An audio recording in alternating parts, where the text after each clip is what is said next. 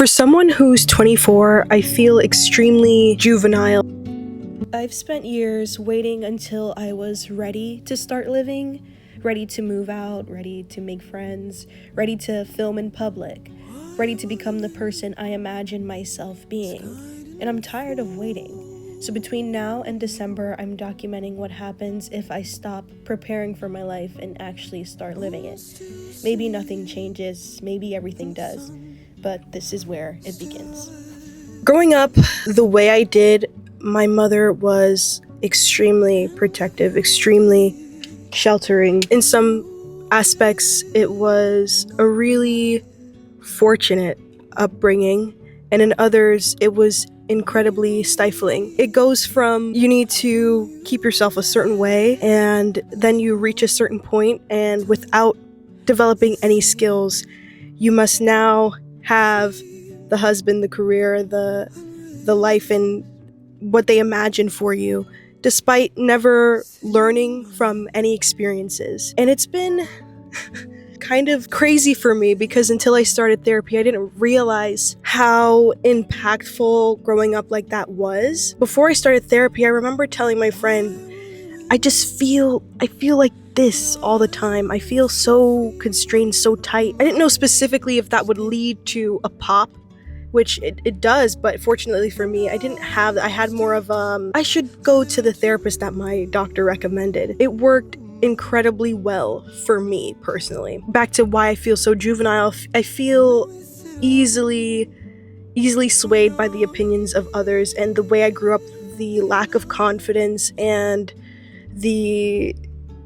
you simultaneously have a lack of confidence and an extreme ego, if that makes sense. I feel like with that kind of upbringing and how it affects you and how it affects your choices and everything, I wouldn't realize without therapy how constrained I was and how unfulfilled I was.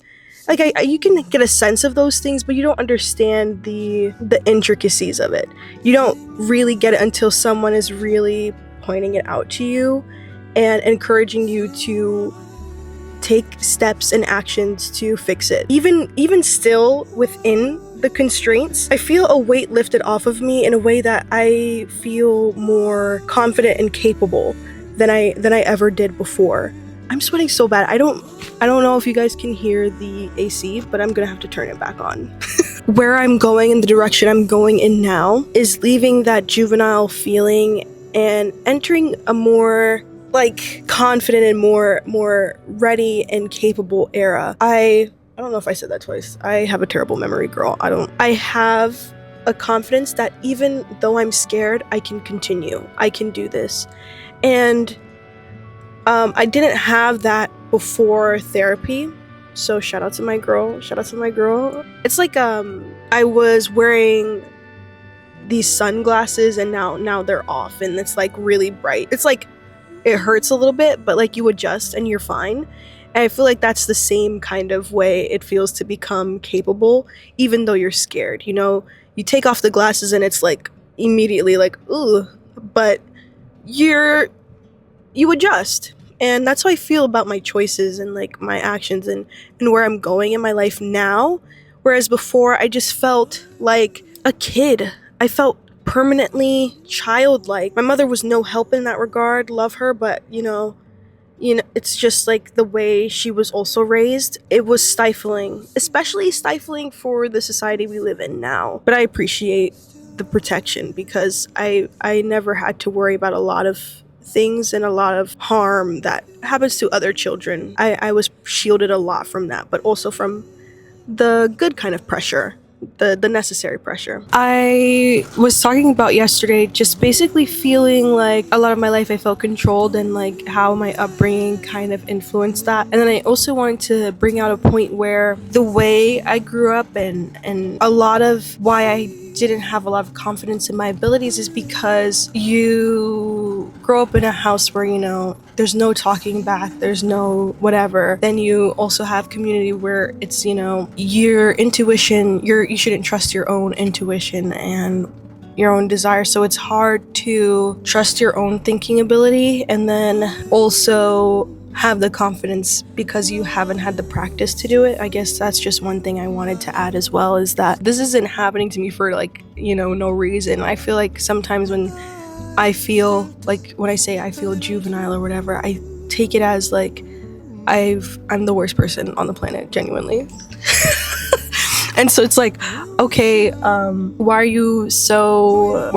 can't you function as an adult like you should? And it's just because I feel like I'm relearning how to be human. Having to relearn it at this age is like, I guess it's a blessing, and also it's like, it's perfect, but it's also a little embarrassing. So I don't know, but yeah, I just wanted to add that really quickly. I just finished therapy, and it was so good, and I love my therapist a lot. I never say that to her because I don't know the levels to that. She is the best, genuinely. Once again, like what I was talking about in this video, and like feeling how when I was younger I felt very controlled, and still do to some extent, in like my fears. Like I always have a feeling once I leave my house, someone's gonna kill me. When I move out eventually, someone's going to break into my apartment and kill me. And she asked me what evidence I have of like this. Like, have I ever been assaulted? Have I ever whatever? And I've never been assaulted. There's no evidence of this fear. No one has ever tried to kill me. I think it's just, I watch a lot of TikToks and I just be scared for no reason. I'm gonna start sweating so bad, but you'll just have to forgive me. Maybe I'll do an overlay so I can keep talking. I was telling her, like, as a kid, I felt a lot of loyalty to, like, protecting my reputation and being like good and whatever, and I know that my life is meant to be more creative. And there's this lyric, not to bring up Brockhampton, I know, like, I don't know how you feel about that, but he says, you don't know what it's like to be called to what's not set in stone. For people who don't live a creative life, they have their stone set, you know what I mean? They have the, okay, well, I'm gonna go to college for 4 years and we're gonna work in this field, and I know that I'm gonna be a nurse. This is gonna be there for me. There's people dying all the time. I'm gonna be a mortician. Like, when you have those types of careers, it's easy to have a path, and people feel comfort in your path from doing that. But at the end of the day, it's not about the comfort of others, it's about living an authentic life, and I'm really trying to build more toward that and be more myself, and not being so afraid to be myself either. And that's scary. It's scary, but it just has to happen. I feel confident to work through fear. And every time that I work through fear, I gain more confidence and the fear lessen. Before, I wouldn't go to Barnes & Noble by myself and sit down and just like read. And I wouldn't walk to, like, say, a gas station that's close to me. I would instead think everyone's staring at me, everyone thinks I'm crazy, everyone thinks I'm stupid and crazy and dumb. And obviously I don't know what people are thinking, but also it's like, why is it always negative? I don't know what that was. But we are getting through that. We are getting through that day by day. Well, week by week. My homework is to, one, I'm going to St. Augustine by myself, and I'm gonna spend 3 days there reading, swimming, blah, blah, blah, and I'm gonna record that.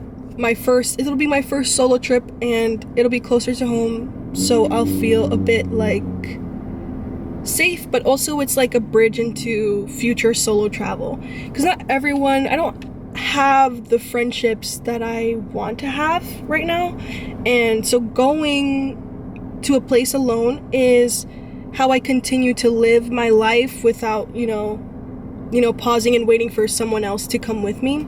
So I have to work through that fear as well. So I'm starting small, starting in my state, and then going from there. She also recommended, like, before moving out, go to an Airbnb in my town and just live my life through the Airbnb for I don't know if she said She didn't give a time frame, so maybe we could do it like for a week. I'm gonna read. Okay, so Where the Wild Flowers Grow by Tara Shelton Harris, and I'm on chapter 2 right now. I got this yesterday. I was in Barnes and I was reading this and I was scared to record. That's another thing that I want to get over as well, because I think this season of my life from August to December is really going to, one, push me. It's going to help me flourish. I feel like documenting it, I feel like helpful for me in the future for when I decide to like look back and like see how far I've come. I'm hopeful, scared, like nervous, like you get so excited you kind of want to vomit. You ever get so excited you want to vomit? Maybe a challenge today is to read in a public place. I'm gonna go to I don't know, Barnes. Maybe I'll go to the other Barnes. I have 2 in my area. Oh, there's a man watching me record through. Oh no, he's not watching me. So I'm gonna go to Barnes, or maybe because it's hot as hell, maybe I'll go. I don't think I'm gonna go in a park. You know, Florida wants to kill you every step of the way. Okay, so I'm at a park. I went home and changed. I'm gonna read for like 30 minutes and go home, but I don't know. Is it about to rain? I have my neck fan and I'm not ashamed. It's hot. I forgot my bookmark, but no worries. I will be tracking the pages on Fable. And this will be my practice for recording in public, because as of right now, there's nobody around. But if someone were to pass, you know, it would be like an experiment. It'd be an experiment to be more comfortable doing whatever I want, as long as I'm not harming anyone. Right? Okay, let's go outside. I think I'm talking and I'm stalling talking. Okay. This is just the first entry. I don't know who I'll be in December, but at least I know I'll have stopped waiting. Why were we when the sky didn't fall in? The moon still sits and the sun still rises. The end.